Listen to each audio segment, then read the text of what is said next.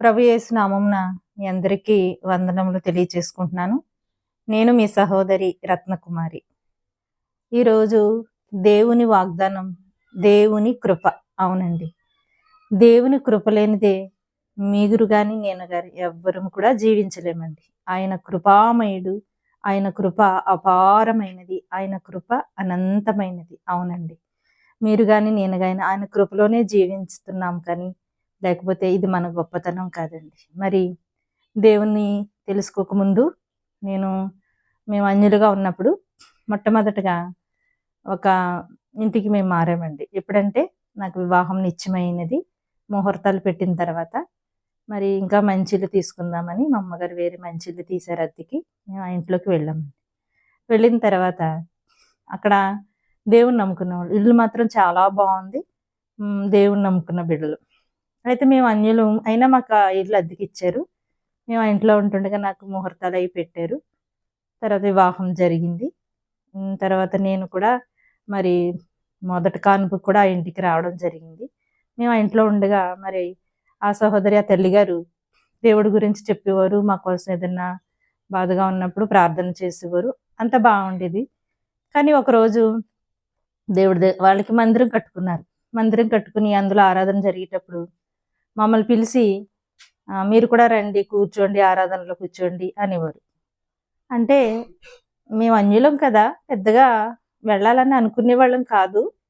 ఒకరోజు పడుకుని ఉన్నప్పుడు తలుపుల మీద కొట్టి ఆవిడే, ఏంటమ్మా దేవుడు అంత గొప్పవాడు, మీరు వచ్చి కొద్దిసేపు కూర్చోవచ్చు కదా, ఇలాగని అస్తమానం చెప్తూ ఉండేది.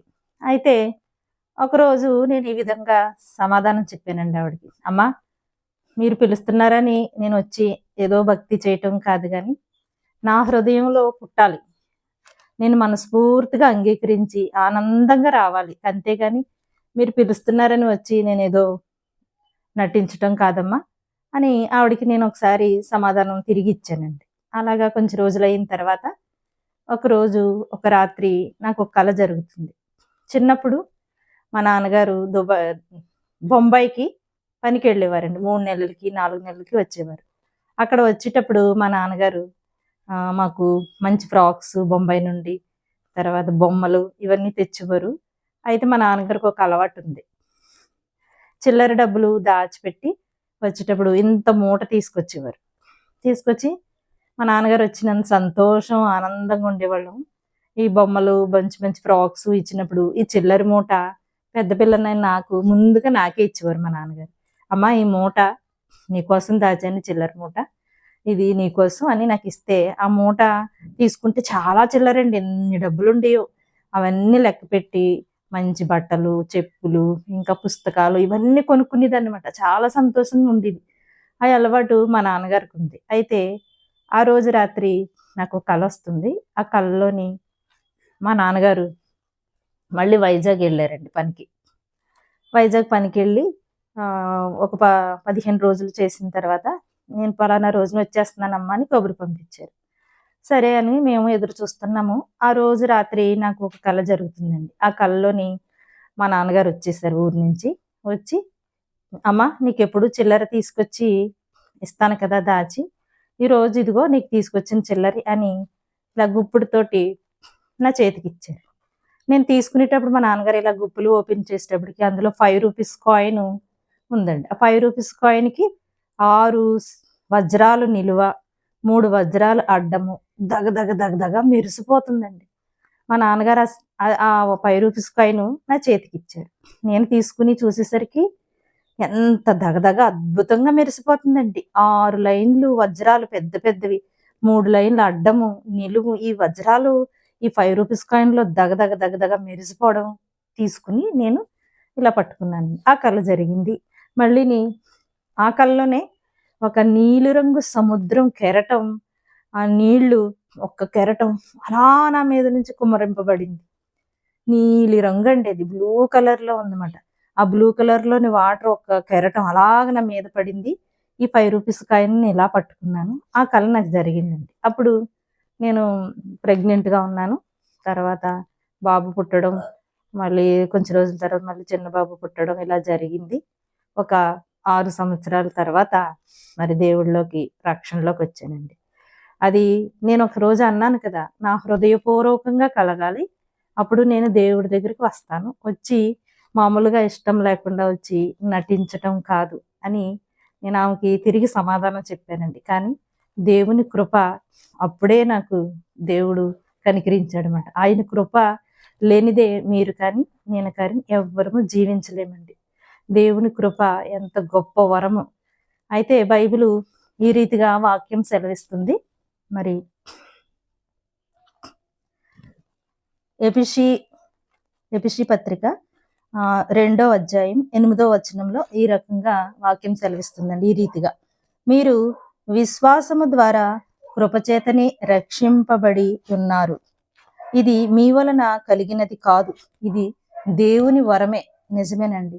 ఇప్పుడు ఈ రక్షణ భాగ్యం తీసుకున్నాము, దేవుణ్ణి నమ్ముకున్నాము అని మనం అనుకుంటాం, కానీ అది మన గొప్పతనం కాదు, మన అర్హత అంతకంటే కాదు. ఇది కేవలం దేవుని వరమే అండి. ఆయన చిత్తము, ఆయన కృప కనికరం ఆయన మన యందు ఉన్నాయి కాబట్టి మనకి రక్షణ భాగ్యం దొరికింది. అయితే కృప అనగా మనకు అర్హత లేదు, యోగ్యత లేదండి. అర్హత లేని వారికి దొరికేదానినే కృప అంటారు. ఈ కృప గురించి మరి ఒక చిన్న పాట పాడాలని నేను అనుకుంటున్నాను, పాడుతున్నానండి. ఈ స్థితిలో ఉన్నానంటే, ఇంకా బ్రతికున్నానంటే, నీ కృపా నీ కృపా నీ కృపా, ఇది నీ కృపా. ఈ స్థితిలో ఉన్నానంటే, ఇంకా బ్రతికున్నానంటే, నీ కృపా నీ కృపా నీ కృపా, ఇది నీ కృపా. కష్టకాలమందు నా చెంత చేరి కన్నీరు తుడిచి నన్ను ఆదరించినది. కష్టకాలమందు నా చెంత చేరి కన్నీరు తుడిచి నన్ను ఆదరించినది. నీ కృపా నీ కృపా నీ కృపా, ఇది నీ కృపా. ఈ స్థితిలో ఉన్నానంటే, ఇంకా బ్రతికున్నానంటే, నీ కృపా నీ కృపా నీ కృపా, ఇది నీ కృపా. మూర్ఖులకు ఈ తరములో నన్ను వేరు చేసి పరలోక పౌరత్వం నాకు ఇచ్చినది. మూర్ఖులకు ఈ తరములో నన్ను వేరు చేసి పరలోక పౌరత్వం నాకు ఇచ్చినది. నీ కృపా నీ కృపా నీ కృపా, ఇది నీ కృపా. ఈ స్థితిలో ఉన్నానంటే, ఇంకా బ్రతికున్నానంటే, నీ కృపా నీ కృపా నీ కృపా, ఇది నీ కృపా. దేవదూతల కందని నీ దివ్యమైన సేవను అల్పుడనైనా నాకు అప్పగించినది. దేవదూతల కందని ఈ దివ్యమైన సేవను అల్పుడనైనా నాకు అప్పగించినది. నీ కృపా నీ కృపా, ఇది నీ కృపా. ఈ స్థితిలో ఉన్నానంటే, ఇంకా బ్రతికున్నానంటే, నీ కృపా నీ కృపా, ఇది నీ కృపా. ఆమేన్. హల్లెలూయా. Praise the Lord. దేవుని కృపావరం నా యందు మీ యందు ఉన్నది కాబట్టి మరి అంత పెద్ద కరోనా ప్రాబ్లం వచ్చినప్పుడు మనం అందరం సజీవుల లెక్కల్లో ఉన్నామంటే కేవలం ఆయన కృప.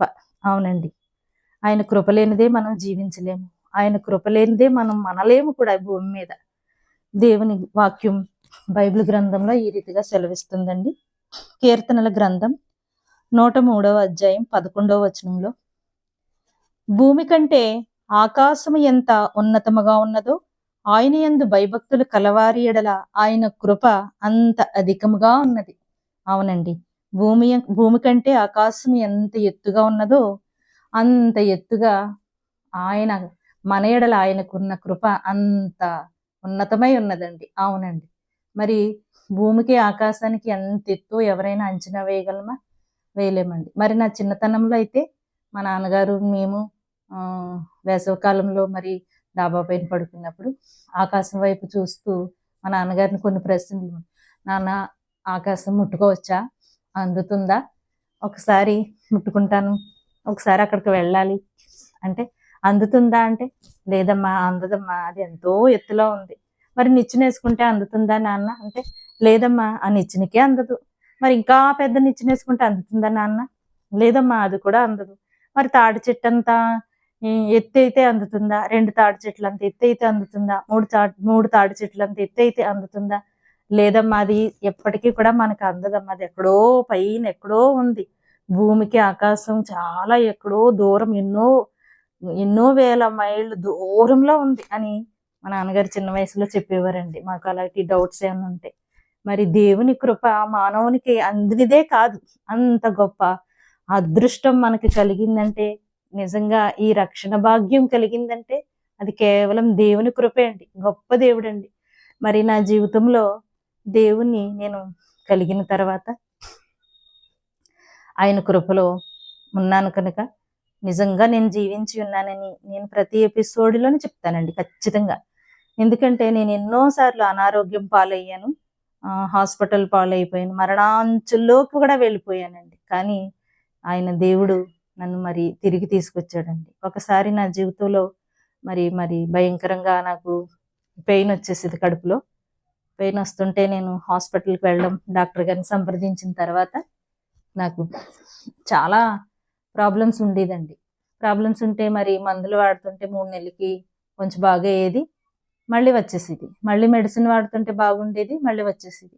ఇంకా డాక్టర్ గారితో అన్నాను, సార్ డాక్టర్ గారండి మరి మెడిసిన్ వాడినంతసేపు బాగుంటుంది, మళ్ళీనేమో పెయిన్ వచ్చేస్తుంది, నాకు ఏం చేయాలో తెలియట్లేదండి, చాలా భయంగా ఉందని చెప్పినప్పుడు, నీకు ఎందుకమ్మా భయపడుకుని నేను ఉన్నాను కదా అని స్కానింగ్ రాశారు. స్కానింగ్ రాస్తే ఆ స్కానింగ్ తీయించుకున్న తర్వాత అందులోని గర్భసంచిలో గడ్డ వచ్చిందని రిపోర్ట్ వచ్చిందండి. వచ్చినప్పుడు డాక్టర్ గారు అన్నారు, చాలా చిన్నది, ఎక్కడో లోపలికి ఉంటుందమ్మా, నువ్వేం భయపడకు, నేను మెడిసిన్ ద్వారా దాన్ని కరిగించేస్తాను అని చెప్పి డాక్టర్ గారు మెడిసిన్ రాసేవారండి. ఆ మెడిసిన్ వాడుతూ ఉండేదాన్ని, నేను షాప్లో వర్క్ చేస్తూ ఉండేదాన్ని. మళ్ళీ 3 నెలల తర్వాత మళ్ళీ రావడం, మళ్ళీ అలాగే మెడిసిన్ వాడటం ఇలాగే ఉంటుంది. మరి మళ్ళీ డాక్టర్ గారి దగ్గరికి వెళ్ళినప్పుడు డాక్టర్ గారు ఏమన్నారంటే, ఏం భయపడక్కర్లేదు, నీకు మళ్ళీ మందులు రాస్తానని మళ్ళీ మందులు రాసేవారు. ఇంక ఇలాగే తగ్గడం మాత్రం లేదు, తగ్గుతుంది మెడిసిన్ వాడినని చెప్పు, తర్వాత మళ్ళీ రావటం ఇలాగే జరుగుతుంటే చాలా బాధ వచ్చేసేది, సెలవులు పెట్టేసి ఇంట్లో ఉండేదాన్ని. అయితే ఒకరోజు మళ్ళీ నాకు ఒక కల వచ్చిందండి. ఆ కలలోని ఇంట్లో నేను ఇల్లు తుడుస్తూ ఉన్నాను. ఎవరో పిలుస్తున్నారు, రత్నకుమారి మీ ఇంటికి ఎవరో వచ్చారు చూడు అంటుంటే, నేను ఎవరు వస్తున్నారని చూసేసరికి ఆకాశంలో నుండి ఒకే 10 సంవత్సరాలంత పిల్లలు, ఆడపిల్లలు అందరూ పింక్ కలర్ ఫ్రాక్స్ వేసుకుని ఒకే సైజులో, ఒకే అందము, ఒకే తీరులో ఉన్నారు. ఆ బిడలు 10 మంది ఆకాశంలోంచి ఎగురుకుంటూ వచ్చి తలుపు తీయగానే లోపలికి వచ్చేసారండి. వచ్చేసి నా చుట్టూరు ఉన్నారు, మధ్యలో నేను ఉన్నాను. నేను అంటున్నాను, మీరందరూ వచ్చేసారు, నాకు చాలా ఆనందంగా ఉంది, నా సెల్ ఫోన్లో ఒక్క ఫోటో తీసుకోనా అంటే తీసుకోమన్నారు. తీసుకోమంటే నేను ఆ సెల్ ఫోన్ తెచ్చి ఫోటో తీసుకున్నాను. తీసుకున్న తర్వాత మళ్ళీ నేను లోపలికి గదిలోకి వెళ్ళి పడుకున్నానండి. పడుకుంటే 10 మంది నా బెడ్ చుట్టూ రౌండప్ చేశారు. ఇద్దరు ఓ పక్కనొకరు, ఒక పక్కనొకరు. నేను పడుకున్నప్పుడు ఇక్కడ ఒకరు చేయి వేసి ఇలా నిమురుతున్నారు. అప్పుడు నేను అంటున్నాను, అమ్మ అవునమ్మా నాకు ఇక్కడేనమ్మా నొప్పి వచ్చేస్తుంది, మీరు వెళ్ళి నా తండ్రితోటి చెప్పండి అమ్మా, నాకు ఇక్కడే నొప్పి వచ్చేస్తుంది అని నేను అనేసరికి అలాగే అని ఆ బిడ్డలు దేవదూతలాళ్ళు, అర్థమైపోతుంది నాకు దేవదూతలు. అలాగేనమ్మా, అలాగేనమ్మా అంటున్నారు. మళ్ళీ వాళ్ళు వెళ్ళిపోయేటప్పుడు కూడా నేను మళ్ళీ మా గదిలోని ఇంకొక హాల్ దగ్గరికి వచ్చినప్పటికి మా సంఘస్థుడే ఒకతను వెళ్తూ వెళ్తూ "ఆ! రత్నకుమారి నేను కూడా ఒక ఫోటో తీసుకుంటానంటే" తీసుకోమన్నారండి. తీసుకోమంటే అతను తీసుకున్నారు. నేను ఫోన్‌లో ఫోటో తీసుకున్నాను. పడుకున్నా. మెలుకువొచ్చేసరికి నా సెల్ ఫోన్ దగ్గరే ఉన్నదేమో నిన్ అది నిజమే. ఇది అబద్ధం కాదు. ఇది కల కాదు. ఇది నిజం అని నేను ఖచ్చితంగా సెల్ ఫోన్‌లో అయ్య బాబోయ్! ఇది కల కాదు. 99% నిజము. కానీ కల. మరి ఎంత గొప్ప కృపండి. నా బాధని చూడలేక ఆయన ప్రభు సాక్షాత్తు మరి 12 మంది బిడ్డలు ఆడపిల్లలు ఒకే రీతిలో, ఒకే వయసు, ఒకే అందము, ఒకే కలర్ పింక్ కలర్ ఫ్రాక్స్ ఏసుకుని ఆకాశముల నుండి ఎగురు వచ్చి నా గృహంలోనికి రావడం, నాతో మరి కలిసి నా బాధను తెలుసుకుని వారు మళ్ళా కూడా ఆకాశానికి ఆరోహణమై వెళ్ళిపోయారండి. ఎంత గొప్ప ధన్యత అండి. అది దేవుని కృప. నిజంగా దేవుని కృప. మరి ఈ రీతిలో ఈరోజు నేను మీ ముందుకొచ్చి ఉన్నాను. ఈ సువార్తను ప్రకటిస్తున్నానంటే నిజంగా కేవలం ఆయన కృపే అండి. మరి నాకు ఈ గర్భసంచి గడ్డ ఉండగా మందులు వాడుతూనే నేను అలాగా షాప్‌లో వర్క్ చేసుకుంటూ ఉండగానే మరి దేవుడి కోసం ఏదో చెప్పడం ఇలాగే ఉంటుంది. కానీ నా గురించి నాతో పక్కనుండి ఎంతో స్నేహంగా, ఆదరణగా మాట్లాడుతూనే మరి ఒక ఆంటీ గారైతే ఎంతో తోడుగా ఉన్నట్టు, హాస్పిటల్‌కొచ్చినట్టు అన్నీ చేసేవారు. చేస్తే నేనొకరోజు వాళ్ళ గురించి చాలా ఇదిగా ప్రార్థన చేసేదానండి. ఎలాగంటే వాళ్ళది పాక కూలిపోయింది. అందులోనే ఉండేవారు తరపాలు కట్టుకుని అయ్యిని. నేను ప్రభువా ఆంటీ గారికి మంచిగా ఇల్లు కట్టుకోవటానికి సహాయం చేయండి. కృపను చూపించండి. వారు మంచిగా ఉండాలండి. వర్షం వచ్చినా, వాన, ఎండ ఏదైనా అందులోనే ఉంటున్నారని జాలిగా నాకు చాలా బాధ కలిగేది. ఆమె కోసం నేను మోకాళ్ళేసినప్పుడు కుటుంబారాధనలో ప్రతిరోజు కూడా ప్రార్థన చేసేదాన్ని. మరలా ఇంకొక విషయం మీతో పంచుకుంటున్నాను నేనేంటంటే, ప్రభువారు నాకు చూపిస్తున్న దర్శనములు, నాకిస్తున్న వాగ్దానములు ఇవన్నీ నా హృదయంలో ఉన్నాయి కాబట్టి, ప్రభువా నువ్వు మంచి మంచి దర్శనాలు ఇచ్చావు కదా నాకు. మంచి మంచి వాగ్దానాలు ఇచ్చావు కదా. నేనైతే అవి జరిగిపోతాయని తెలుసు. జరుగుతాయి ఎప్పుడో. నిజంగా అయి జరిగితే ఫస్ట్‌గా నేను ముందు ఆళ్ళకి ఇల్లు కట్టిస్తాను. చూడండి ఎంతో ఆశ అండి. ఏంటండి నాకే అద్దిల్లు, అద్దె కట్టుకోవడమే కష్టము. కానీ ప్రభు ప్రేమలోని నేను ఆ రీతిగా వారి కోసం ఎంతో అద్భుతంగా మరి దేవుళ్ళలోని అప్పచెప్తూ మోకరిస్తూ ఇతరుల కొరకు ప్రార్థన చేయమని ప్రభువారే సెలవిచ్చాడు కదండి. ఆ రీతిగా నేను ప్రార్థన చేస్తూనే ఉండేదానండి ఎప్పుడూను. ఒకరోజు ఏం జరిగిందో నాకు తెలీదు కానండి, మరలా కూడా సీరియస్ అయిపోయింది. మరలా హాస్పిటల్‌కి తీసుకెళ్ళిపోయి జాయిన్ చేసేసారు నన్ను. జాయిన్ చేసేస్తే ఇంకా ఇలాగే ఇంకో డాక్టర్‌ని మార్చడం, ఇలాగ ఎన్నో డాక్టర్‌లను మారుస్తూ ఉంటుంటే ఆఖరికి ఇంకో డాక్టర్ గారి దగ్గరికి మా పాస్టర్ గారు అయ్యగారు అక్కడికి పంపించారు. నాకు ఫ్రెండు అతని దగ్గరికి వెళ్ళమని. సరే అతని దగ్గరికి వెళ్ళేసరికి మళ్ళీ ఈ టెస్టులన్నీ నాకు పనిచేయవు. మళ్ళీ మొదటి నుంచి టెస్టులు అన్నీని స్కానింగ్ తీయించుకురమ్మన్నారు. మళ్ళీ స్కానింగ్ తీయించుకుంటే అది తీసుకొచ్చి ఆయనకు చూపిస్తే, అమ్మ కంపల్సరీ ఆపరేషన్ పడతది. మీరు ఆపరేషన్ చేయించేసుకోవాలి. అయ్యా మరి దానికి సిద్ధపడి వస్తాం మేము. ఈలోగా మాకు ఏదైనా మెడిసిన్ రాయండి అని రాయించుకుని వచ్చేసాం. వచ్చేస్తే మళ్ళీ అలాగే మందులు వేసుకున్నప్పుడే నొప్పి తగ్గేది. మామూలుగా యథావిధిగా రావడం. అదే ఒక పక్కనేమో డ్యూటీకి సెలవు పెట్టేసి ఇంట్లో ఉండేదాన్ని. 2 విధాలుగా కూడా నష్టము, బాధ. ఈ మెడిసిన్ వాడుతున్నప్పుడే నాకు ఆరోగ్యం బాగుండేది. నొప్పొచ్చేది కాదు. మళ్ళీ నేను హాస్పిటల్‌కెళ్ళి చూపించుకునేదాన్ని. సెలవు పెడితేనేమో ఒక పక్కన ఈ జీతం కట్ అయిపోతది. కుటుంబానికి ఎలాగా అని ఇదొక రకమైన వేదన. కానీ ప్రతినిత్యం కన్నీరు కారుస్తూ ప్రార్థన మాత్రం నేను విడిచిపెట్టేదాన్ని కాదు. ప్రార్థన చేస్తూనే ఉండేదాన్నండి. ఒకరోజు ఏం జరిగిందంటే మళ్ళీని ఆపరేషన్‌కి మేము సిద్ధపాటు అయిపోయాము. అయిపోయి అక్కడికెళ్ళి ఆ డాక్టర్ గారి దగ్గరికెళ్ళేసరికి ఆ రిసెప్షన్‌లోని ఒక సహోదరి నాతో మాట చెప్పింది. నేను ఈయన దగ్గర చేయించుకున్నాను కానీ నాకు సెట్ అవ్వలేదు. మళ్ళీ బయట ఎంత డబ్బో ఖర్చు పెట్టాను అని చెప్పగానే నేనేం చేశానండి, అడిలిపోయి మళ్ళీ మా అమ్మగారు నేను కలిసి ఇంటికొచ్చేసాం. వచ్చేసినప్పటికి మా సొంత డాక్టర్ గారి బంధువులు ఉన్నారు.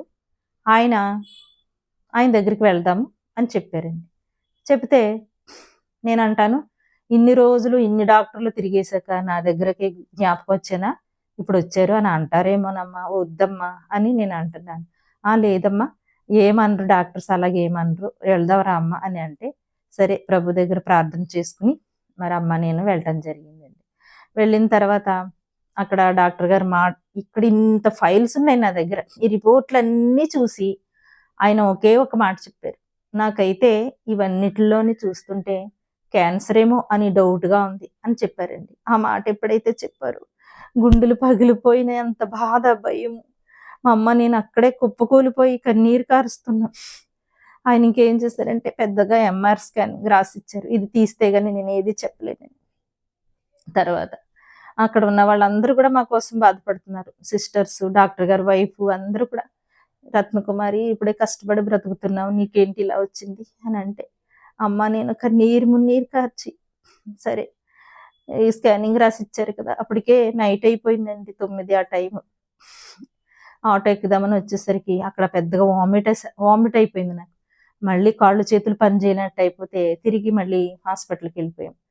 మళ్ళీ వచ్చారంటే డాక్టర్ గారు వామిటింగ్స్ అయిపోతున్నాయి, నాకు కాళ్ళు చేతులు చల్లబడిపోయి, నాకు అసలు ఏం బాగాలేదండి అని అంటే, అయితే మళ్ళీ ఇంజెక్షన్ చేయించిన మాకు బంధువులే కాబట్టి నేను ఒక రిక్వెస్ట్ అడిగాను, ఈ రాత్రికి ఇక్కడే రూమ్లో ఉండిపోతామండి, ఇంటికి వెళ్ళము, నాకు చాలా భయంగా ఉందని అంటే, సరే ఉండు అని మా అమ్మని నన్ను కూడా ఒక రూమ్ ఇచ్చారు మాకు. ఆ రూమ్లో ఉన్నామండి.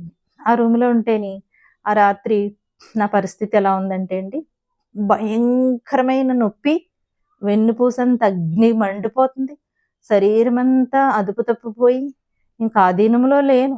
అసలు నాకున్న పరిస్థితికి ప్రభు, అసలు యేసుక్రీస్తు వారు ప్రభు నన్ను మర్చిపోయారా, అసలు ప్రభు దేవుడేనా నిజంగానే అని ఒక సందేహం వచ్చేసినంత భయంకరమైన శోధన ఆ రాత్రిలో నేను ఉన్నానండి. మరి దేవుడు కృప నా మీద కనికరం ఉంది కాబట్టి ఆయన్నిటి నుండి నన్ను విడిపించాడు దేవుడు. మరి బైబిల్లో నీ వాక్యం సెలవిస్తుందండి ఈ రీతిగా,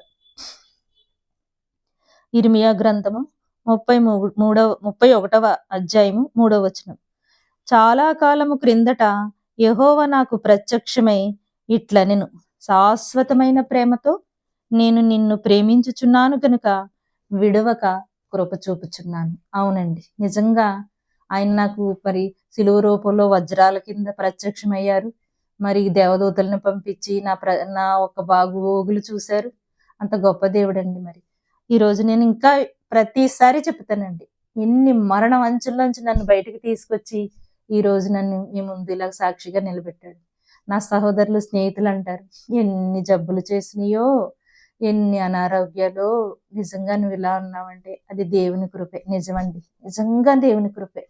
అయితే ఆ రాత్రి మేము హాస్పిటల్లో ఉండిపోయాం. ఆ రూమ్లో ఉండిపోతే నిద్ర లేదు, ఏమీ లేదు, వామిటింగ్స్ అని, ఏ ఆహారము తీసుకోకూడదు అని చెప్పారండి డాక్టర్ గారు. చెప్తే మా అమ్మ పక్కన ఏడుపు, నేను ఏడుపు. అయితే మా చిన్నబాబుని వదిలేసి వెళ్ళిపోయాము. మా పాపం బంధువులు ఆవిడ, ఇంటికల్లా ఆవిడ వాళ్ళ అబ్బాయిని మనవాడిని పంపించింది.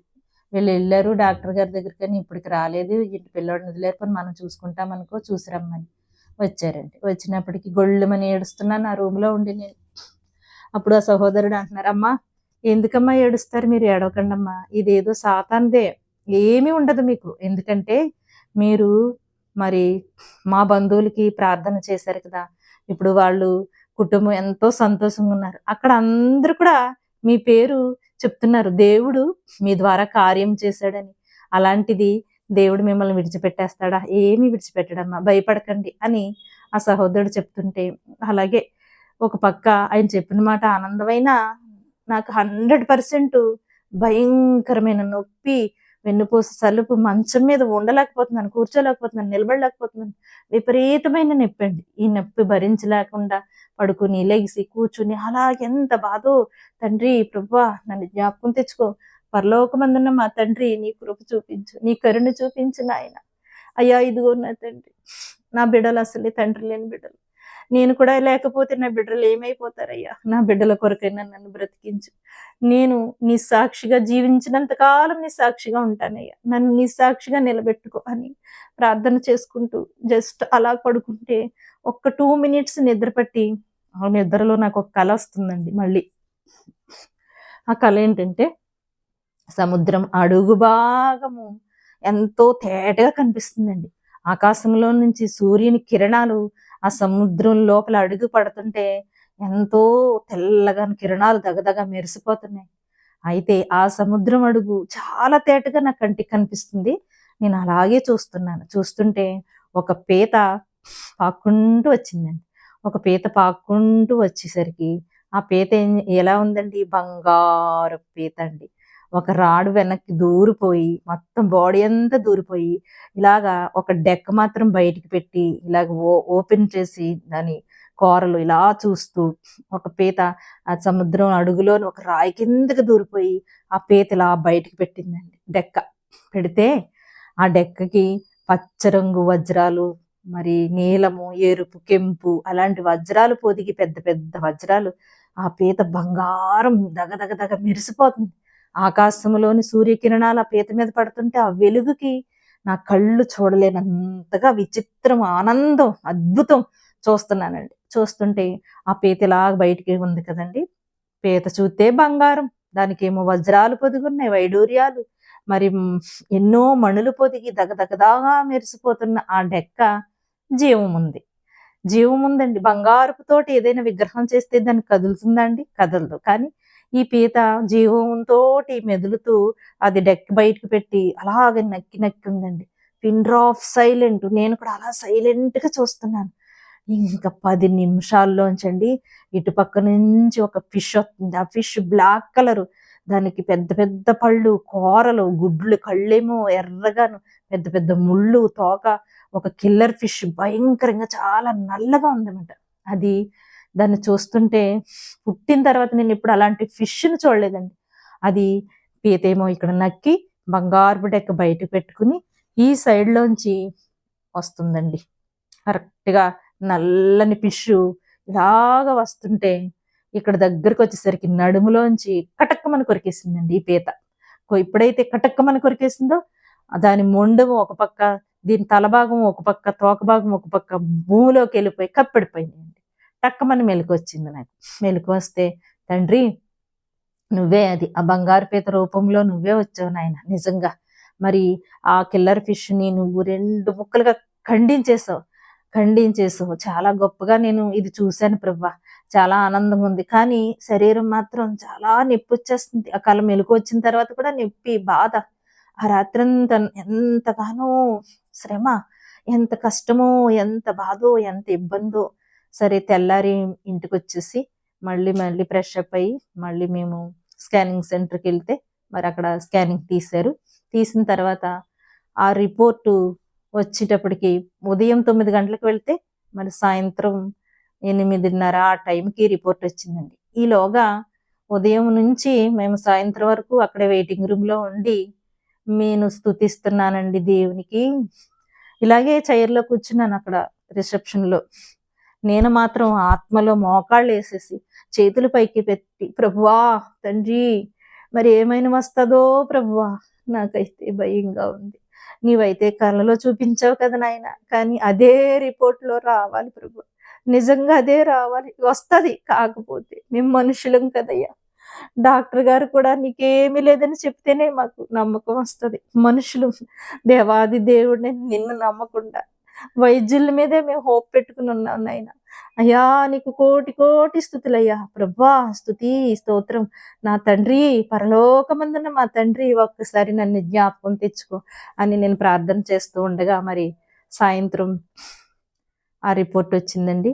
ఆ రిపోర్ట్ వచ్చిన తర్వాత ఒక్కొక్కటి నేనే చదివాను అక్కడ ఓపెన్ చేసి. అన్ని బాగా నార్మల్, నిల్ అని వస్తున్నాయి. కానీ నాకు ఎక్కడో 2 లైన్లు అర్థం అవ్వకపోయేసరికి ఇక్కడ ఏదో వ్యాధి ఉండిపోయింది, ఇక్కడ ఏదో జబ్బు ఉండిపోయింది మరి అనుకుని నేను భయపడ్డాను. భయపడిన తర్వాత ఆ రాత్రి మళ్ళీ ఇంటికి తీసుకొచ్చేసాము. డాక్టర్ గారి దగ్గరికి వెళ్ళడానికి లేరు, బయటికి వెళ్ళారన్నారు. వచ్చేసాము.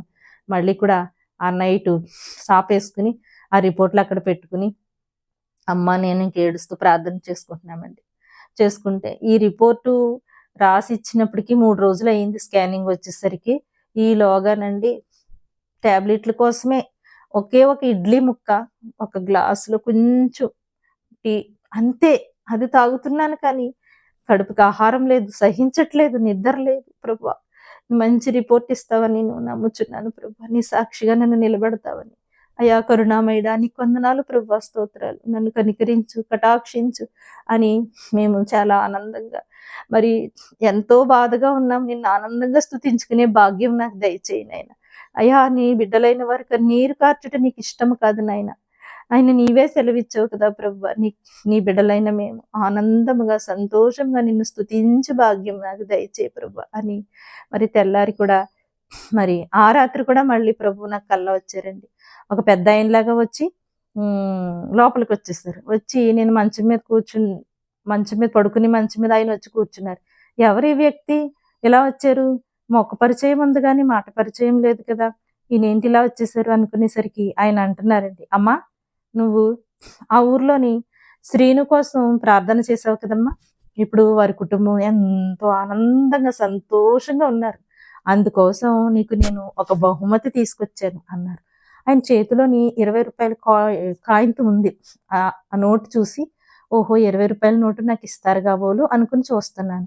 మెలకు వచ్చిందండి. మెలకు వచ్చాక, తండ్రి మరి నువ్వు నాకు ఒక బహుమానం తెచ్చానన్నావు కదా, ఆ బహుమానమే ఈ రిపోర్టులోని ఏమీ లేదని వచ్చేలాగా సహాయం చేయి తండ్రి అనుకుని మేము మళ్ళీ నేను సిద్ధపడి అమ్మ నేను కూడా హాస్పిటల్ వెళ్ళడానికి మళ్ళీ బయలుదేరి రిపోర్టులు పట్టుకున్నామండి. అయితే ఎక్కడికైనా సరే బయటికి వెళ్ళేటప్పుడు ప్రభు దగ్గర కళ్ళు మూసుకుని చిన్న ప్రార్థన, ఒక్క నిమిషమైనా, 2 నిమిషాలైనా, 3 నిమిషాలైనా, 5 నిమిషాలైనా ప్రార్థించుకుంటే కానీ నేను అడుగు బయటికి వెళ్ళను. ఎప్పుడు అది అలవాటు నాకు.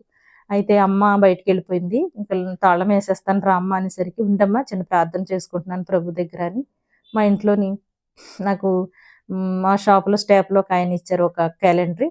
ఆ క్యాలెండర్ దగ్గరికి వెళ్ళి, అయ్యా మరి వెళ్తున్నాను తండ్రి, మీరు కూడా 3వ వ్యక్తిగా రండి ప్రభు, వచ్చి ఆ వైద్యుల్లో మీరుండండి, డాక్టర్లో మీరుండండి, ఈ రిపోర్ట్లో మీరుండి మంచి సమాధానం ఉంది, అయ్యా మీరు వస్తున్నారు కదా నిజంగా రండి అయ్యా అని కళ్ళు మూసుకునేసరికి నాకు వాక్యం కనిపిస్తుందండి ఆ క్యాలెండర్ మీద స్పష్టంగా, భయపడవద్దు ఇది నా మహిమార్థం అని రాసి స్పష్టంగా అక్షరాలు వచ్చినాయండి. అది చదువుకుని సరే మేము వెళ్ళామండి. డాక్టర్ గారి దగ్గరికి వెళ్ళిన తర్వాత మరి కూర్చుని అక్కడ డాక్టర్ గారికి ఫైల్ ఇచ్చాము, అవన్నీ ఒక్కోటి చూస్తున్నారు. టెన్షను, చైర్లో అమ్మ పక్కన నేను పక్కన కూర్చున్నాం. డాక్టర్ గారు చెప్తారు, ఏం చెప్తారు, అయ్యా తండ్రి ప్రభువా నువ్వున్నావా, నన్ను విడిచిపెట్టుకు, నా దగ్గరే ఉండు, ఏం చెప్తారో నాయనా మీరే సహాయం చేయండి, మీరున్నారనే నేను ఉన్నాను, మీరున్నారని నా దగ్గర నేను నమ్ముతున్నాను ప్రభు అనుకునేసరికి డాక్టర్ గారు అన్ని ఒకటి తిరిగేసి ఆ సైన్లు చేసుకుంటూ, దేవుడు ఉన్నాడమ్మా, నీకు ఏ క్యాన్సర్ లేదు, కాకపోతే ఆమేన్ హల్లెలూయా, మరి ఆపరేషన్ పడుతుంది, అది చేయించేసుకోండి. అయ్యో డాక్టర్ గారు చాలా మంచి మాట చెప్పారు తండ్రి, మా దేవుడు నిజంగా నాకు కల్లో కూడా కనిపించి ఎన్నో అద్భుతంగా నాకు సమాధానం చూపించారండి. కానీ డాక్టర్లు కూడా చెప్తే కానీ మేము ఒక పిచ్చోళ్ళం, నిజమైన దేవుడు చెప్పింది నమ్మట్లేదండి. మీరుతోటి కూడా దేవుడు చెప్పిస్తేనే కానీ మాకు సాటిస్ఫాక్షన్ అవ్వదండి. చాలా సంతోషం, మీరు చెప్పిన దగ్గర నుంచి భోజనం చేసేవట్టు మరి మంచి ట్యాబ్లెట్లు మందులు రాయండి, ఒక 10 రోజుల్లో డబ్బులు ఏర్పాటు చేసుకుని వచ్చి ఆపరేషన్ చేయించుకుంటాము అని మేము వచ్చేసామండి. ఇంటికి వచ్చిన తర్వాత ఈ రిపోర్ట్లు మంచిగా రావాలని ఆ మద్రాసులో మా ఆడపడుచు, కోనసీమలో ఉన్నారు మా చెల్లి, ఇంకో చెల్లి ఉంది, మా చిన్న చెల్లి ఏమో, ఆ చెల్లి ఇంక అందరం కూడా ప్రతి పాస్టర్లకి ఊర్లకి ఎక్కడెక్కడికో చెప్పి, మా అయ్యగారు అయితే మాకు సంఘం అంతా కూడా ప్రార్థన చేయించేవారు. అప్పుడు దేవుడు నా మొర ఆలకించాడండి. అందుకే నేను ఈ జీవించి ఉన్నానంటే నా జీవిత కాలం అంతా ఆయన సాక్షిగానే ఉంటానండి నేను. మరి దేవుడి కోసం మరి నేను ఎప్పుడూ కూడా ఒక మాట చెప్పాలనుకుంటున్నాను, దేవుడు కృపలేనిదే మనం ఈరోజు మీరు కానీ నేను కానీ జీవించలేమండి. అందుకే మరి చిన్న ప్రార్థన చేస్తాను, కళ్ళు మూసుకుందాం. మహాకృపగల తండ్రి, దయగల దేవా, మహోన్నతుడా, సర్వోన్నతుడా, సర్వాధికారి, సర్వశక్తిమంతుడా, సర్వకృపానిధి, సత్యస్వరూపి, జ్యోతిర్మయ, సర్వేశ్వర, ఆకాశములు పట్టజాలనివాడ, నీకు వందనములు, స్తోత్రములు, స్తుతులు నాయన. ఇదిగో తండ్రి ప్రభ, నీ దీన కుమార్తెని జ్ఞాపకం తెచ్చుకో ప్రభ. అలాగే ప్రభ అనేక మంది ప్రియ సహోదరి సహోదరులు నాయన ఈ ప్రోగ్రాన్ని వీక్షిస్తున్న ప్రతి బిడ్డని కూడా మీరు ముట్టండి ప్రభా. ప్రతి బిడ్డని ముట్టండి, స్వస్థపరచండి నాయన. ఆ బిడ్డలకున్న బాధలు, రుణాలు, బంధకాల నుండి విడిపించండి ప్రభా. అక్కరలేరికి అవసరాలు తీర్చండి నాయన. ఏ ఒక్కరు కూడా నశించిపోకూడదు నాయన. ప్రతి ఒక్కరు పరలోకం చేరాలి నాయన. అవును ప్రభా, నీ కృప, నీ కనికరము ఉన్నది కాబట్టే మేము ఈ రోజు సజీవుల లెక్కల్లో ఉన్నాం ప్రభా. అవును నాయన, కరోనా టైంలో ప్రభా గనులైన వారు, ధనవంతులు, బలవంతులు, పదవిలో ఉన్నవారు, మహా అధిపతులైన వారు, ఎందరో మహానుభావులు అందరూ కూడా ప్రభా ఈ రోజు చూడడానికి అదృష్టం లేకపోయారు ప్రభా. వారు కనుమరుగైపోయారు తండ్రి. అయినప్పటికీ దుమ్మి ధూళి వంటి వారం ప్రభా, ఏ యోగ్యత అర్హత మాకు లేదు, అయినా మేము జీవించి ఉన్నామంటే అది కేవలం నీ కృప నాయన. ఇదిగో తండ్రి, మరి వీక్షిస్తున్న ఈ ప్రియ సహోదరి సహోదరులు ప్రభా ఎవ్వరూ కూడా నాయన నిన్ను కన్నీరుతో స్తుతించకూడదు ప్రభా. అందరూ సంతోషముగా, ఉజ్జీవంగా, ఆనందముగా నిన్ను స్తుతించే భాగ్యము మాకందరికీ దయచేయమని యేసు పరిశుద్ధ నామములో అడిగి వేడుకొనుచున్నాను పరమ తండ్రి. ఆమేన్, ఆమేన్, ఆమేన్. హల్లెలూయా. Praise the Lord. యేసు రక్తమే జయం, సిలువ రక్తమే జయం. ప్రభేసు రక్తమునకు సంపూర్ణ విజయం కలిగించును గాక. ఆమేన్, ఆమేన్, ఆమేన్. మరి నేను మీ రత్నకుమారి సహోదరిని. మరి వీక్షిస్తున్న ప్రతి బిడ్డలు అందరూ కూడా మరి ఈ స్తుతి నివేదన కార్యక్రమాన్ని మరి లైక్ చేయండి, షేర్ చేయండి, సబ్స్క్రైబ్ చేయండి. మీకు వందనాలు.